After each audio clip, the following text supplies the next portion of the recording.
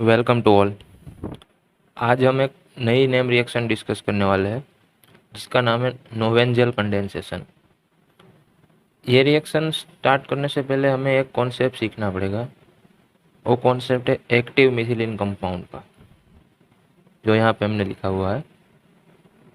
Active methylene compound क्या होता है, उसकी एग्जैक्ट डेफिनेशन देने जाए तो हम कह सकते हैं कि जो मिथिलीन ग्रुप होता है उसके बोथ साइड अगर हम heavy electron withdrawing group attach कर दे, due to this carbon hydrogen bond जो मिथिलीन का होगा वो वेरी पोलर बन जाएगा।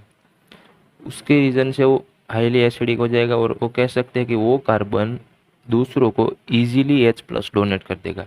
इससे क्या होगा, ये जो मिथिलीन ग्रुप होगा वो एक्टिव कहा जाता है। ऐसे कॉम्प्लेक्स को एक्टिव मिथिलीन कंपाउंड बोलते हैं। डेफिनेशन यहाँ लिखी हुई है हमने। When the electron withdrawing group it attach at the both side of methylene group then it is known as active methylene compound. कुछ एग्जांपल्स हमने लिखे हैं यहाँ पे, देखिए ये मिथिलीन ग्रुप है हमारा। तो इस मिथिलीन ग्रुप के दोनों साइड हमने कार्बोक्सिलिक एसिड को एज ए सब्सटीट्यूएंट लगा दिया, तो ये हमारा एक्टिव कार्बन हो गया और ये मिथिलीन का कार्बन है, इसको एक्टिव मिथिलीन बोलते हैं। यहाँ एक साइड हमने COOT, एक साइड साइनाइड ग्रुप लगा दिया, यहाँ बोथ साइड एसाइल ग्रुप लगा दिया हमने। तो इस तरह के जो कॉम्प्लेक्स बनते हैं, सॉरी इसको कॉम्प्लेक्स तो नहीं कह सकते, इस तरह के जो कंपाउंड बन सकते हैं इसको हम एक्टिव मिथिलीन कंपाउंड बोलते हैं। ठीक है, अब हमारी मेन बात पे आते हैं। हमारा जो आज का टॉपिक है नोवेंजल कंडेंसेशन। ठीक है, तो नोवेंजल कंडेंसेशन है उसका स्टार्टिंग मटेरियल क्या होगा। एक तो सेम ही है, हमने इसके आगे भी इसका 2-3 बार यूज़ किया है। वो क्या है, carbonyl compound without alpha hydrogen, for example benzaldehyde. ठीक है, तो दूसरा इसके साथ हम कंबाइन करेंगे active methylene compound. Okay, reaction condition क्या होगी, इस रिएक्शन में हम बेसिक मीडियम यूज़ करेंगे, लेकिन वो बेसिक मीडियम हेवी नहीं होना चाहिए। वीक बेस हम यूज़ करेंगे। वीक बेस की तरह कौन बिहेव करता है, ammonia and it's derivative. For example try ethyl amine है, पिरिडीन है, पिपेरिडीन है। ठीक है, वो सब एमोनिया के डेरिवेटिव कह सकते हैं हम लोग। ओके, नाइट्रोजन्स के वो सब डेरिवेटिव है। इसकी प्रोडक्ट हमारे एक्टिव मिथिलीन कंपाउंड हमने कौन सा यूज़ किया है उसके ऊपर डिपेंड करेगा। ठीक है, वो अभी हम आगे देखेंगे तो पता चल जाएगा। अब हमारी जनरल रिएक्शन एक बार देख लेते हैं कि नोवेंजल कंडेंसेशन में क्या क्या यूज़ होता है और किस तरह की प्रोडक्ट बनती है। ठीक है, तो ये रही हमारी जनरल रिएक्शन। एक हमने लिया है carbonyl compound without alpha hydrogen, दूसरा हमने लिया है एक्टिव मिथिलीन कंपाउंड, दोनों ही साइड हमने कार्बोक्सिलिक एसिड रिप्लेस किया। ठीक है, ये हम इसका नाम लिखने जाइए तो ये कौन सा वाला एसिड है, सोचिए ज़रा, मेलोनिक एसिड। ठीक है, ट्राइथाइलेमाइन और पिरिडीन, यहाँ हमने लिखा है इन जनरल वीक बेस लेना है हमको। प्रोडक्ट कुछ इस तरह से बन रही है।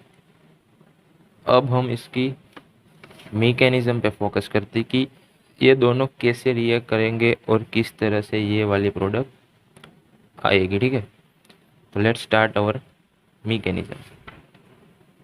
Just a minute.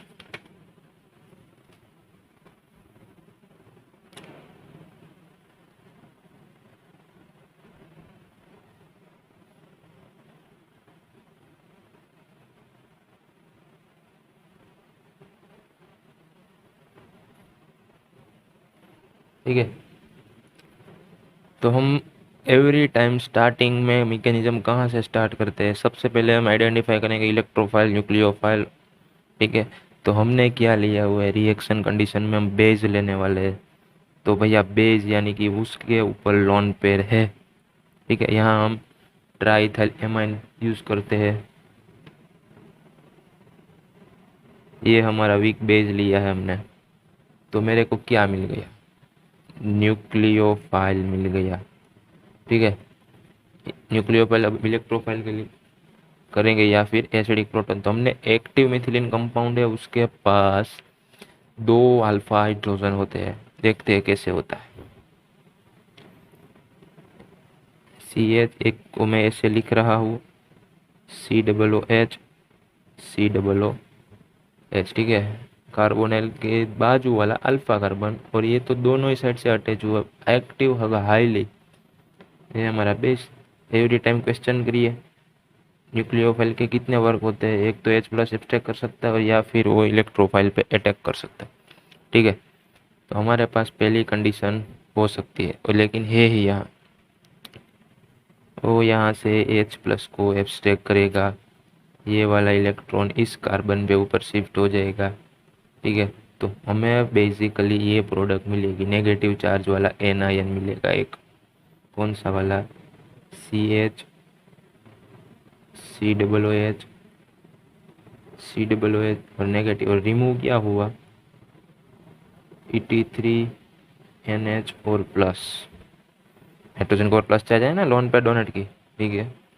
अब हमने दूसरा कंपाउंड पे अटैक करना है एवरी टाइम की तरह, ठीक है। C∼H PH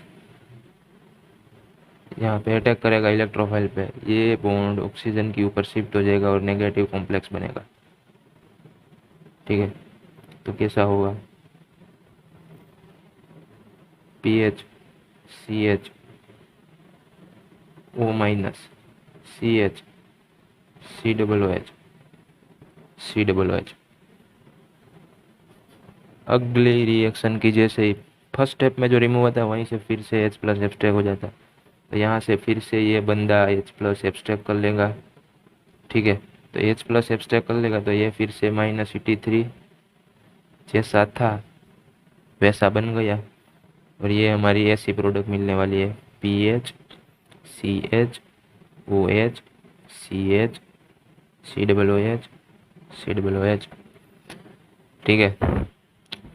फिर से आगे की तरह रिएक्शन में प्रेजेंट बेस फिर से यहाँ से H+ को एब्स्ट्रैक्ट कर लेगा, उसकी वजह से ये कार्बन बन जाएगा नेगेटिव। ये चार्ज इस दोनों कार्बन के बॉन्ड में देगा तो यहाँ से OH- निकल जाएगा, OH- Et3NH प्लस, ठीक है। तो क्या प्रोडक्ट मिली? PH CH double bond COOH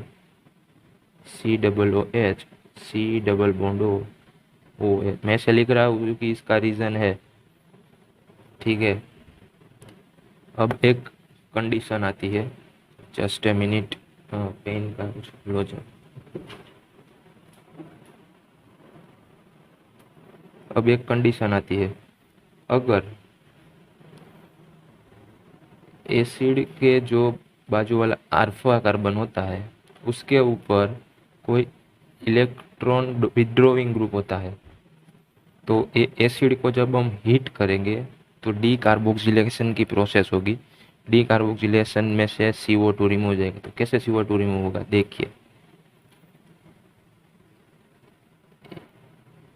ये CO2, ठीक है, और ये हाइड्रोजन यहाँ पर अटैच हो जाएगा। तो जनरल प्रोडक्ट हमारी क्या मिलेगी? तो देखिए, PH CH double bond CH COOH। तो भैया यही तो हमारी प्रोडक्ट है, ठीक है। पहले स्टेप में H+ एब्स्ट्रैक्ट, नेगेटिव चार्ज, दूसरे पे अटैक, फिर से वो H+ फर्स्ट स्टेप में से निकले हुए प्रोडक्ट में से रिमूव कर लेगा, कुछ अल्कोहलिक प्रोडक्ट मिलेगी, फिर से वो बेस यहाँ डबल बॉन्ड क्रिएट कर देगा। अब कार्बोक्सिलिक एसिड के अल्फा कार्बन पर इलेक्ट्रॉन विड्रॉइंग ग्रुप जैसे हिट करेंगे डीकार्बोक्सिलेशन स्टार्ट हो जाएगा, CO2 और ये हाइड्रोजन यहाँ पर अटैच जाएगी, फाइनल हमारी ये प्रोडक्ट मिलेगी, ठीक है। Let's end the lecture. अगर कोई डाउट है तो आप डाउट सेशन रुक में आप कमेंट बॉक्स में लिख सकते हैं, ठीक है। Thank you very much.